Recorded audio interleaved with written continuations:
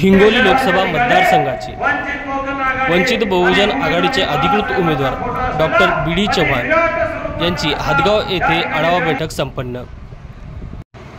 यावेळी महिला तसेच पुरुष कार्यकर्ते मोठ्या संख्येने उपस्थित होते।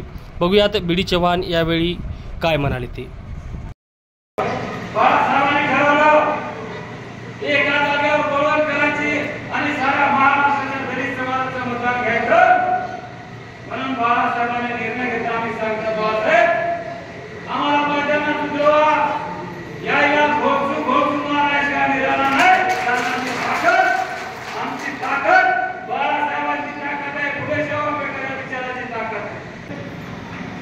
भैया यांच्या आमच्या 5 सभा असतील।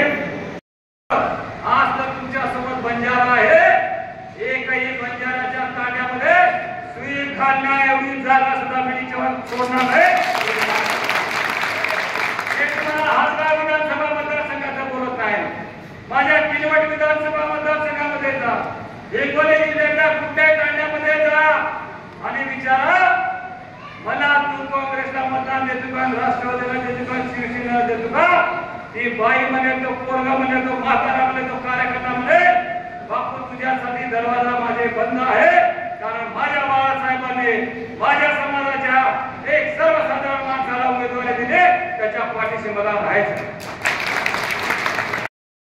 बाळासाहेबांनी ठरवलं एका जागेवर बोलवण करायची आणि साऱ्या महाराष्ट्राच्या दलित समाजाचं मतदान घ्यायचं।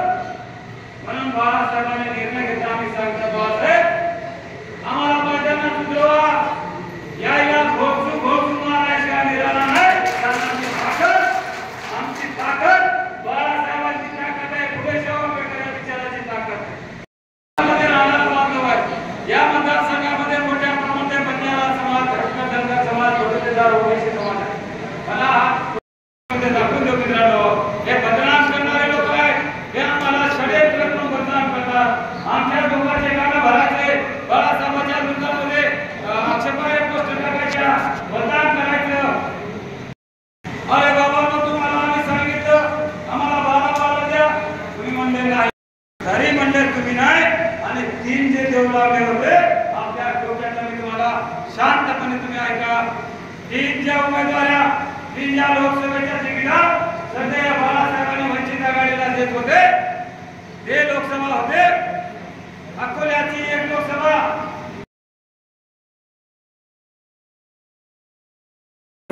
हिंगोली आणि नांदेड लोकसभा दोन्ही जड जाणार नाहीत। संबंध महाराष्ट्रामध्ये वंचित बहुजन आघाडीची मोठ्या प्रमाणामध्ये शक्ती वाढलेली आहे, त्यामुळे सगळ्यांनी तो धसका घेतलेला आहे।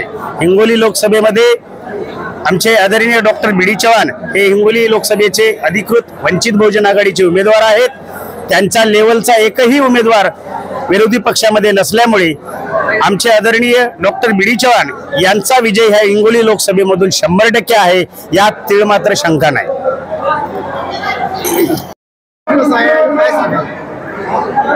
नाही, काल सायंकाळी 4 वाजता आदरणीय आमचे जिल्हा प्रमुख पालमकर साहेबांनी बैठकीचं आयोजन केलं होतं, पण यामधून किनवट माऊरची बैठक रात्री संपली होती आणि उमरकड महागावची बैठक आज सकाळी संपली होती। आणि ही जी बैठक आहे ही केवळ आणि केवळ हादगाव हिमायतनगर तालुक्यातील महत्वाच्या पदाधिकाऱ्याची बैठक आहे, ही काय महामेळावा नाही। आमच्या बैठकीला या ठिकाणी हजारो कार्यकर्ते उपस्थित आहेत। ज्या दिवशी मेळावा राहील त्या दिवशी मात्र लाखांनी जनसमुदाय आपल्याला या मतदारसंघामध्ये पाहायला भेटेल।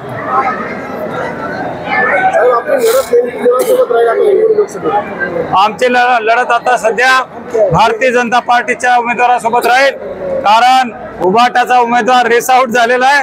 आता तो काही स्पर्धेमध्ये नाही आणि येणाऱ्या 8 दिवसामध्ये तो आपल्याला स्पर्धेमध्ये दिसणार सुद्धा नाही।